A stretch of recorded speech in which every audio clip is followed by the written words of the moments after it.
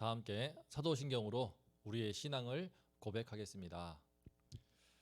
전능하사 천지를 만드신 하나님 아버지를 내가 믿사오며 그 외아들 우리 주 예수 그리스도를 믿사오니 이는 성령으로 잉태하사 동정녀 마리아에게 나시고 본디오 빌라도에게 고난을 받으사 십자가에 못 박혀 죽으시고 장사한 지 사흘 만에 죽은 자 가운데서 다시 살아나시며 하늘에 오르사 전능하신 하나님 우편에 앉아 계시다가 저리로서 산자와 죽은 자를 심판하러 오시리라.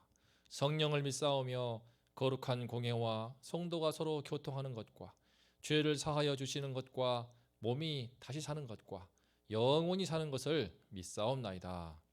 아멘. 다 함께 찬송가 96장을 부르시고 새벽 예배를 시작하겠습니다. 찬송가 96장입니다. 예수님은 누구신가? 오는 자의 위로와 없는 자의 풍성이며 천한 자의 높음과 잡힌 자의 노임되고 우리 기쁨 대신에 예수님은 누구신가? 약한 자의 강함과 눈먼 자의 빛이시며 병든 자의 고침과 죽은 자의 부활되고 우리 생명 대신에 예수님은 누구신가? 추한 자의 정함과 죽을 자의 생명이며 죄인들의 중보와 멸망자의 구원되고 우리 평화 대신에 예수님은 누구신가? 온 교회의 머리와 온 세상의 구주시며 모든 왕의 왕이요 심판하실 주님 되고 우리 영광 대신에 아멘. 오늘 우리가 함께 은혜를 나눌 말씀은 요엘서 1장 5절부터 12절까지입니다. 요엘서 1장 5절부터 12절까지 제가 말씀을 봉독하겠습니다. 취하는 자들아 너희는 깨어 울지어다. 포도주를 마시는 자들아 너희는 울지어다. 이는 단 포도주가 너희 입에서 끊어졌음이니 다른 한 민족이 내 땅에 올라왔음이로다. 그들은 강하고 수가 많으며 그 이빨은 사자의 이빨 같고 그 어금니는 암사자의 어금니 같도다. 그들이 내 포도나무를 멸하며 내 무화과나무를 긁어 말갛게 벗겨서 버리니 그 모든 가지가 하얗게 되었도다. 너희는 처녀가 어렸을 때에 약혼한 남자로 말미암아 굵은 배로 동이고 애곡함 같이 할지어다. 소재와 전제가 여호와의 성전에서 끊어졌고 여호와께 수종들은 제사장은 슬퍼하도다. 밭이 황무하고 토지가 마르니 곡식이 떨어지며 새 포도주가 말랐고 기름이 다하였도다. 농부들아 너희는 부끄러워할지어다. 포도원을 가꾸는 자들아 곡할지어다. 이는 밀과 보리 때문이라 밭의 소산이 다 없어졌음이로다. 포도나무가 시들었고 무화과나무가 말랐으며 석류나무와 대추나무와 사과나무와 밭의 모든 나무가 다 시들었으니 이러므로 사람의 즐거움이 말랐도다.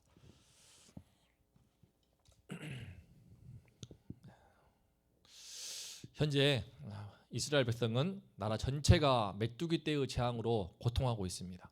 모든 먹을거리를 다 빼앗긴 상태입니다. 마치 전쟁 상태와 같았습니다. 그래서 5절의 말씀을 보면은 하나님께서는 취하는 자들아 너희는 깨어 울지어다. 포도주를 마시는 자들아 너희는 울지어다. 이는 단 포도주가 너희의 입에서 끊어졌다라고 말하면서 다른 한 민족이 내 땅에 올라왔다라고 말씀하십니다. 그 메뚜기 떼의 재앙을, 그 수많은 메뚜기 떼를 마치 이방 민족의 침략으로 비유하시는 것입니다. 그들은 강하고 수가 많으며 그 이빨은 사자 이빨 같습니다. 그 어금니는 암사자의 어금니 같습니다. 물론 그들은 사람의 손가락 크기만한 곤충일 뿐입니다. 하지만 그 숫자가 워낙 많아서 수천만 마리나 되는 그 떼를 형성하여 모든 식물을 먹어치우니 마치 사자의 날카로운 이빨, 암사자의 그 어금니처럼 다른 동물들의 살을 뜯어먹는 것만 같은 그런 장면을 연출하는 것입니다. 7절을 보면은 그것들이 포도나무와 무화과나무로 대표되는 땅의 소산을 다 초토화시켜 버립니다. 진짜 이방 민족이 쳐들어와서 온 나라를 황폐하게 만드는 것 같은 그런 동일한 현상이 일어났습니다. 그 상황이 얼마나 심각했는지 하나님께서는 처녀가 어렸을 때에 약혼한 남자를 갑자기 죽어서 잃어버릴 만큼, 그래서 굵은 베옷을 입고 애곡할 만큼 슬픈 상황이라고 말씀하십니다. 이스라엘이 그만큼 지금 큰 죄 가운데 있어서 이 재앙을 당하고 있으니 그들을 향하여서 처절하게 애곡하고 슬퍼하며 통곡하라고 말씀하십니다. 대체 그들은 하나님 앞에 어떤 범죄를 행했길래 이와 같은 정말 처참한 지경에 되었을까요? 이 시간 이들이 회개해야 될 죄가 무엇인지, 대체 메뚜기 재앙의 원인이 무엇인지를 살펴보고 오늘날 우리 삶에 주는 교훈은 무엇인가 생각해 보면 좋겠습니다. 9절을 보겠습니다. 소재와 전제가 여호와의 성전에서 끊어졌고 여호와께 수종드는 제사장은 슬퍼하도다. 바로 이 말씀이 지금 이스라엘 백성이 당하고 있는 진정한 재앙을 보여주고 있습니다. 메뚜기 재앙으로 인해 먹을거리가 없는 것, 생존 자체가 힘든 것, 그것은 크나큰 위기입니다. 11절을 보면 농부들도 포도원을 가꾸는 사람들도 땅을 치고 통곡할 일입니다. 메뚜기 떼로 인해 밭의 모든 소산을 잃어버렸습니다. 포도나무가 시들고 무화과나무가 말랐고 석류나무, 대추나무, 사과나무, 밭의 모든 나무가 다 시들어 버렸습니다. 하지만 더 큰 위기는 그로 인해서 여호와의 성전에서 드리는 제사가 끊어져 버린 것입니다. 제물로 바칠 양식조차 없어서 소제와 전제를 못 드리니까 그것으로 양식을 삼고 있던 그 성전을 섬기는 수종드는 사람들은 더욱더 생계가 막막한 것입니다. 이스라엘에 불어닥친 그 메뚜기 대재앙으로 인해서 성전의 제사, 곧 하나님께 드리는 예배가 중단되었다는 것, 그것은 정말 사상 초유의 사태였습니다. 이스라엘 역사를 통틀어서 성전의 제사가 중단된 적은 없었습니다. 이스라엘 백성들도 아무리 그 신앙이 병들고 타락했어도 성전에 드리는 그 제사만큼은 중단하면 안 된다, 그런 신념을 가졌습니다. 그런데 지금 이 요엘 시대에는 백성들의 그런 마음과 그런 소원과 의지와 관계없이 메뚜기 재앙 때문에 하나님께 드리는 모든 제사가 그만 중단되고 멈추는 처지가 되고만 것입니다. 예배가 중단될 만큼 여호와께서 이렇게 큰 메뚜기 재앙을 내리신 이유가 무엇일까요? 그만큼 그들과 하나님과의 관계가 멀어질 대로 멀어져 있다는 것을 보여줍니다. 성전에 올라와서 주님께 제사를 드린다는 것은 하나님과 그의 백성이 서로 연결되어 있다는 것을 보여주는 것입니다.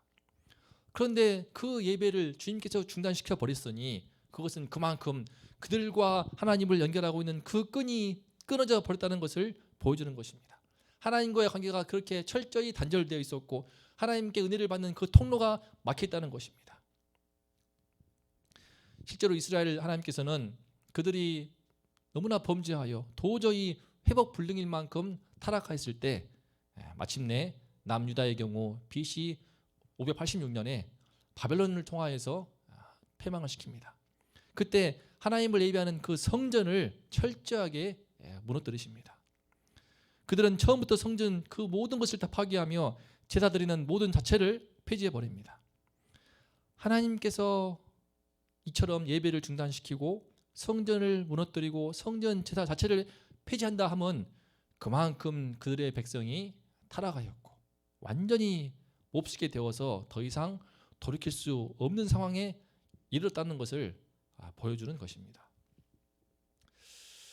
하나님과의 관계가 막혀 있는 것, 주님과의 관계가 끊어져 버린 것, 이것이야말로 당장 메뚜기장으로 먹고 살기 힘든 것보다도 더 큰 불행이고 더 큰 저주입니다.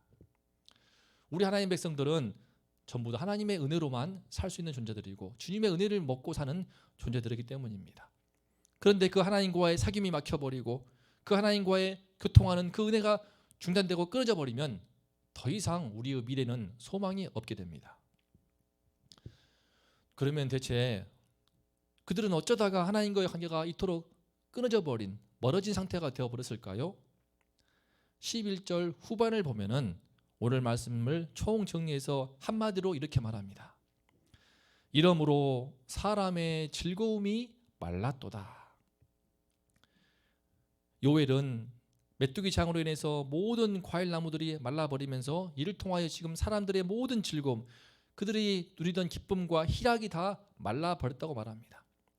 다시 말해 하나님께서는 메뚜기 장을 통하여서 그들이 기뻐했고 그들이 즐거워했던 그 기쁨과 즐거움의 근원, 희락의 근원, 그것을 전부 다 말려버린 것입니다. 그들은 그동안 지금까지 기쁨과 즐거움, 그들의 희락의 원천을 바로 주님께서 말려버리신 곡식과 새 포도주와 기름들, 포도나무와 무화과나무와 석류나무와 대추나무, 사과나무와 같은 그렇게 그들 눈에 보기에 풍요롭고 과실을 주는 이와 같은 것들에 그들의 기쁨을 두었고 소망을 두었습니다. 바로 그것이 문제의 화근이었습니다. 물론 우리가 그런 것들이 많이 있으면 우리의 삶은 여유롭고 또 풍요로워집니다.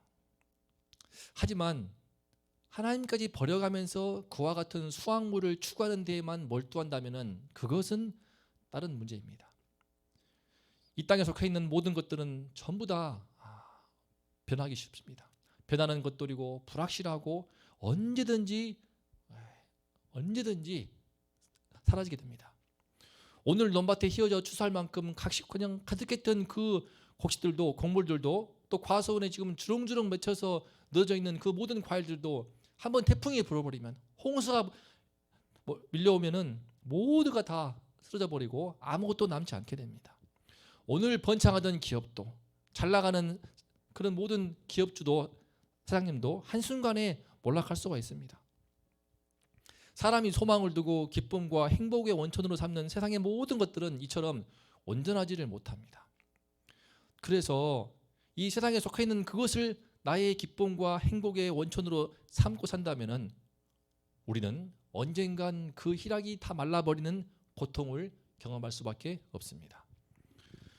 요즘 우리나라는 부동산을 특히 기쁨과 즐거움의 원천으로 삼고 있는 것 같습니다. 가장 부러움의 대상이 되는 분들이 바로 건물주요, 부동산, 불패 신화가 무너질지를 모릅니다. 그런 분들 이야기를 듣다 보면 저도 부러운 마음이 들 때가 있습니다. 하지만 인간은 참으로 간사해서 내가 기뻐하고 내가 자부심을 갖고 내가 든든하게 여기는 그것이 바로 결국 칼날이 되어서 나와 하나님을 연결하고 있는 그 끈을 잘라버리는 경우가 너무나 많습니다. 그것이 무서운 일입니다. 나의 곡식, 나의 포도주, 나의 기름, 나의 포도나무와 무화과나무와 사과나무 등 내가 나에게 인생의 기쁨을 주는 그것들이 하나님께로부터 오는 기쁨을 막아버리고 하나님을 예배함으로 오는 그 은혜의 통로를 막아버리는 장애물이 될 때가 너무나 많다는 것입니다. 그렇지 않으면 좋겠는데 인간의 간사한 심리 때문에 그렇게 되는 경우가 너무나 많습니다.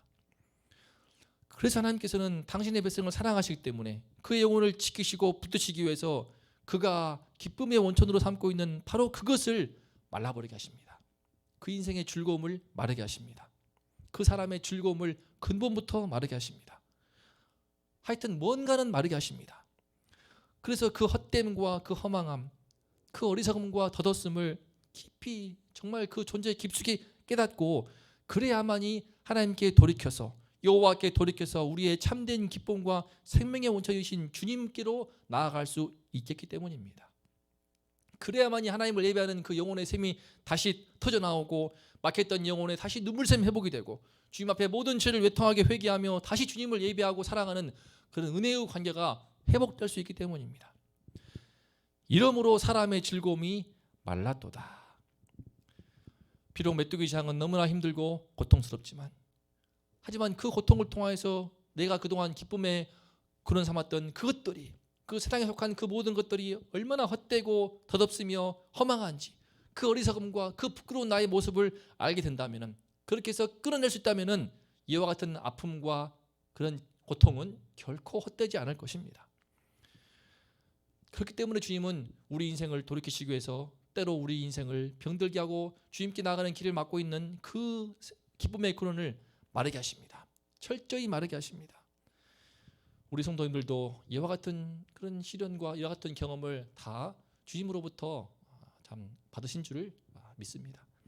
하나님께서 이 시간 오늘 말씀 앞에 서서 나의 영혼의 기쁨의 근원이 무엇인가, 나는 지금 무엇을 행복의 근원 삼고 있는가 돌아보면서 우리 하나님 여호와께로 더욱더 돌이키고 우리 주님을 더욱더 붙들 수 있기를 기도합니다.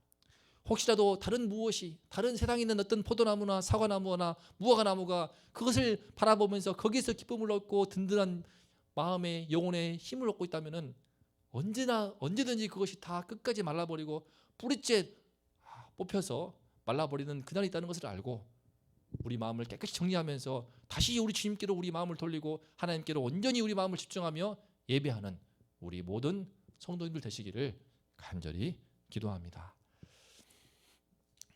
다 함께 오늘 말씀 앞에 서서 함께 기도하면 좋겠습니다. 참 우리의 기쁨의 원천이 무엇인가 돌아봐야 할 것 같습니다. 나의 기쁨의 원천, 나의 행복의 원천, 나의 즐거움의 원천이 무엇인가. 주님은 우리가 행복하기를 원하시기 때문에 영원한 행복을 주기 원하시기 때문에 우리가 영원한 행복을 줄 수 없는 그것을 붙들고 있을 때에 주님은 우리를 사랑하사 그것을 치십니다. 그것을 마르게 하십니다. 메뚜기 장을 통하여서 이스라엘 백성들을 철저히 그 생명을 마르게 한 것처럼 우리의 생명을 마르게 하십니다. 우리의 영혼을 구원하시고 우리에게 당신의 그 진정한 기쁨, 당신의 진정한 복음의 은총을 우리에게 부어주시기 위함입니다. 이 은혜를 우리가 누릴 수 있도록 날마다 주님 바라볼 수 있게 도와주시고 오로지 주님만을 통하여서 기쁨과 행복의 그런 삼게 달라고 우리의 신앙과 우리의 온동기를 위하여서 또 담임 목사님을 위하여서 기도해 주시기 바랍니다. 나아가서 우리 온라인 양육학교가 이제 곧 개강하니까 우리 양육반을 위해서 기도해 주시고 다가오는 임직식을 위해서 기도해 주시고 그리고 대신방을 위하여서 기도해 주시기 바랍니다. 기도하겠습니다. 하나님 아버지, 주님만을 우리의 기쁨의 삶의 원천에 삼기를 원합니다.